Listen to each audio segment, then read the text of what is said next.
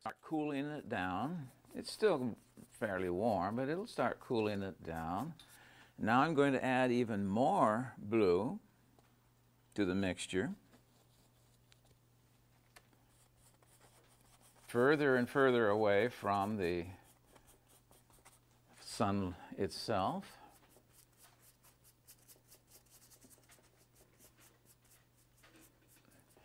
And then finally over here, even more blue.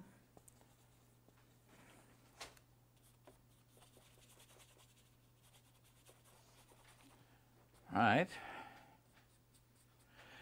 And then I should be repeating this down here in the wet sand.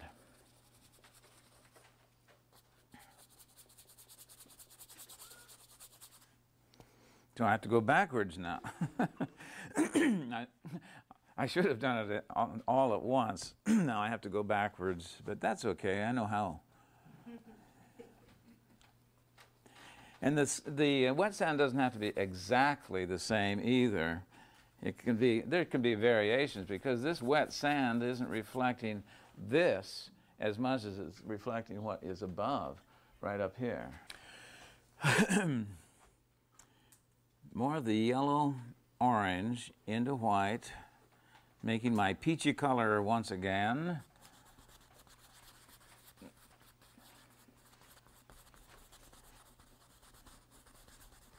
And then a little bit of the blue with that. Back in here. And we're in business again. All right, we're going to use some more of the purple for the background sea. So excuse my back a minute while I try to cut in what I think is our horizon line here.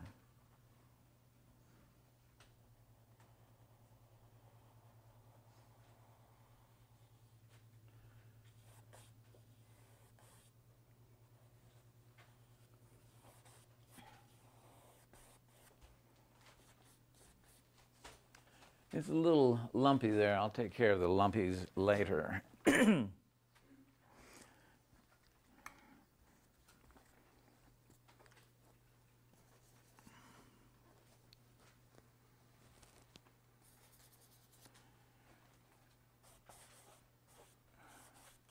This is just more of the purple, but a little lighter. Later we'll come back and put swells in. Now none of that is going to reflect down in the slick. Only the sky can reflect in this slick area.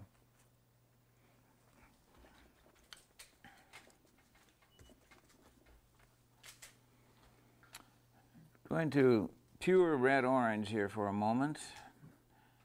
Just pure, but it'll change, don't worry. This is really more of an underpaint for this area. But I want it to be nice and warm. See, not only does the sky change outward from the sun, but so does the sea. It has to be warmer under the sun as well. Dark values in, I will know that nothing else should be that dark. And that's a very important thing. It's like starting with the sky. If you start too dark, everything has to get darker and darker. All right. I'm going to use burnt sienna and ultramarine blue. Maybe a little touch of alizarin, because this too will be warm. Now this is only an underpaint.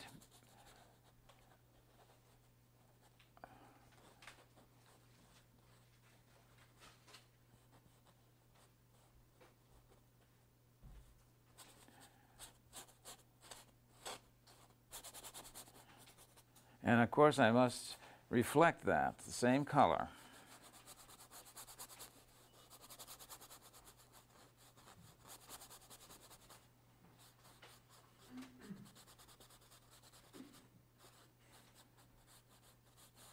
No details yet, though. We detail later. This is a touch of purple. Make sure I have enough dark in here. Now I'll go over here for this rock. establish it.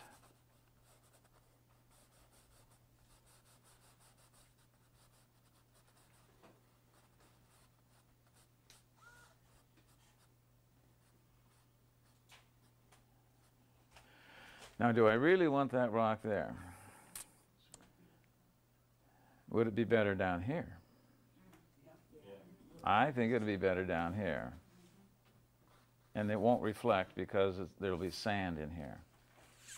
So we won't have that rock there. We have a nice little triangle, isosceles, isn't it? Yeah, so that there are unequal distances between them. But what they do is these become a pointer to here, and my center of interest has this direction going for it. Now, I'm going to have a wave that is basically a blue-green wave. Let's put a swell behind it so we know what we're talking about. Here's a swell that will be breaking. And so this wave will have much of the same. Come into some yellow-orange and experiment a bit here, yes, with a little green. So we blend the wave, the blue-green wave, as it gets towards the sunlight, and where it can be translucent is going to be more and more the color of the sunlight. It's going to have more of that glow. And because I don't want it muddied, I'm going to go into pure color right in here and then blend away. And that's what I'm saying is, instead of blending this into here, I start here and blend back. See? Okay, and then I'll have to do the same for a background swell. Just pure yellow-orange. I got some green in there accidentally.